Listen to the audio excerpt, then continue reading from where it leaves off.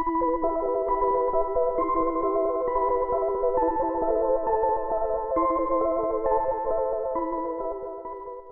everybody, welcome back to my channel. Today's case is another one that doesn't have a ton of information to it, but I will do the best I can to give you all the info I do have.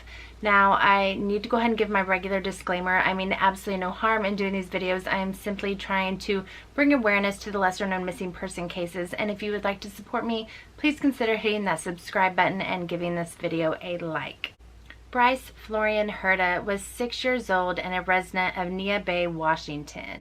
His parents were Valerie and David Herda, and Valerie and Bryce were both registered members of the Makah tribe. On April 9th, 1995, Bryce and 7 other family members decided to go on a picnic at Shi Shi Beach in the Olympic National Park. This should have been a fun-filled day on the beach spent with family, but instead it would turn into a tragic one that this family would never forget. After the picnic, the group decided that they were going to hike up one of the trails, and I believe the trail kind of loops back around to the beach, but it was a very steep hill, and little Bryce, who was only 6, couldn't do it. And I believe that to get up this hill, you had to do it by rope, and he just couldn't manage it. And he wanted to stay on the beach. So for some reason, there was only one adult in the group, and they agreed that he could stay on the beach while the others walked the trail. Now, I try not to judge when I do these videos, but why in the world you would let any child, especially one as young as 6, stay on the beach by themselves is beyond me, but I'm sure you know that's something that they regret a lot. And Bryce's brother was in the group, and he remembers turning around and seeing Bryce on the beach, and then when he looked back again, he no longer saw him. I believe the group was only gone about 15 minutes, but when they got back around to the beach, they didn't see Bryce anywhere. They were immediately in a panic, looking everywhere for him, and they did not wait to contact law enforcement. They did it pretty much immediately. And luckily, Bryce's grandfather was the chief of police, so within 45 minutes of them realizing that Bryce was gone, they were searching. They had helicopters searching the water. They had sniffer dogs searching the beach. They had divers looking in the water. The Coast Guard was even called in to help in the search. They did find some of a child's footprints on the beach that they believed were Bryce's, and it was odd because the footprints kind of went a little ways and then stopped, and then there'd be a space and there would be footprints again. They were very intermittent, but they didn't really lead to anywhere. The dogs did pick up a scent about a mile away from where Bryce was last seen, but I don't believe anything ever came of it. They did not find any of his clothing, his shoes, not any sign of Bryce. It was already pretty late in the evening when this happened, but they searched for as long as they could and then resumed searching the next morning bright and early. On April 17th, 1995, a week after Bryce's disappearance, the search was called off. Law enforcement believed that he had maybe gotten too close to the waves and been swept out into the ocean. However, his family believes he was abducted. At the time of his disappearance, Bryce was 4 feet tall and 60 pounds. He is Native American and Caucasian with sandy brown hair and brown eyes. He has a scar on his hairline extending at an angle down the right side of his forehead. He has a freckle on his right temple and a light-colored birthmark on the back of his upper thigh. He had large upper front teeth and had a small gap between them. He was last seen wearing a white t-shirt, green pants, white socks, and white Mighty Morphin Power Ranger shoes with red and white lightning bolts on them.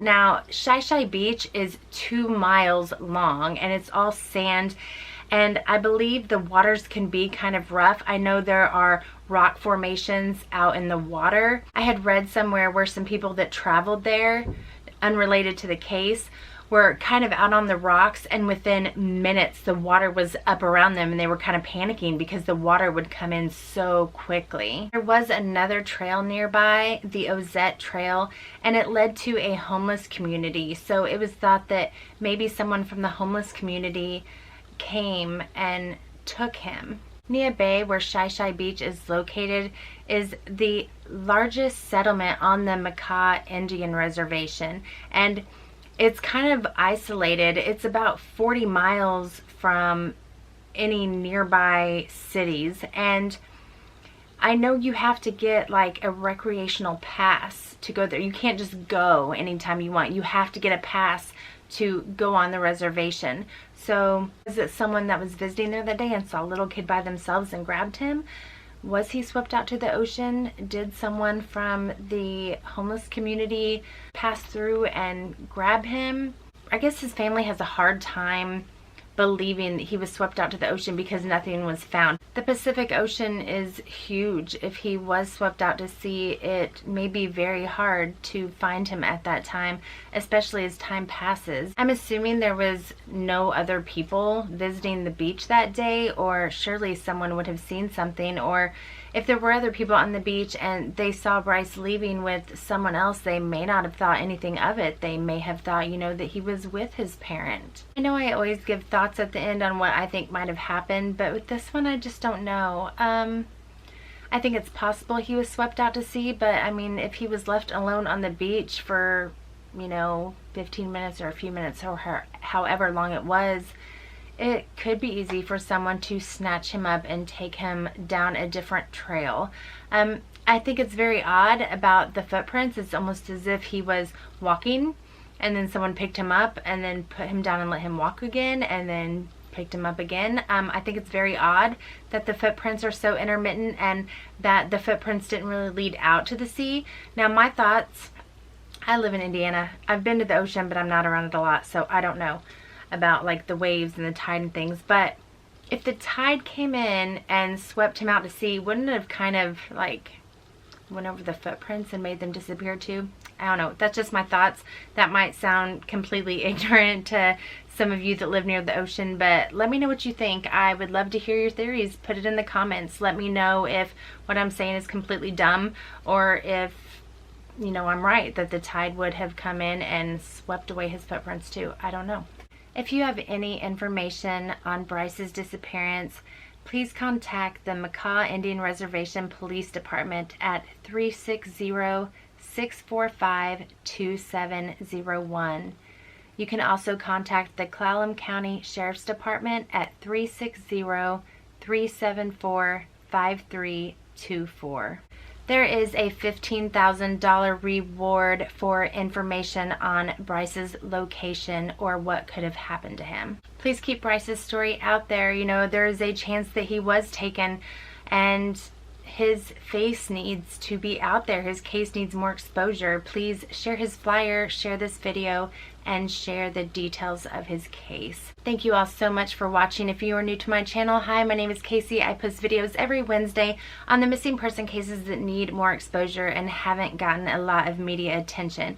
If you would like to check out my entire missing persons playlist, I am putting it up on the screen right now. Please click on it and check it out. Thanks again. Please don't forget to hit that subscribe button, give this video a like, and I will see you next time. Bye.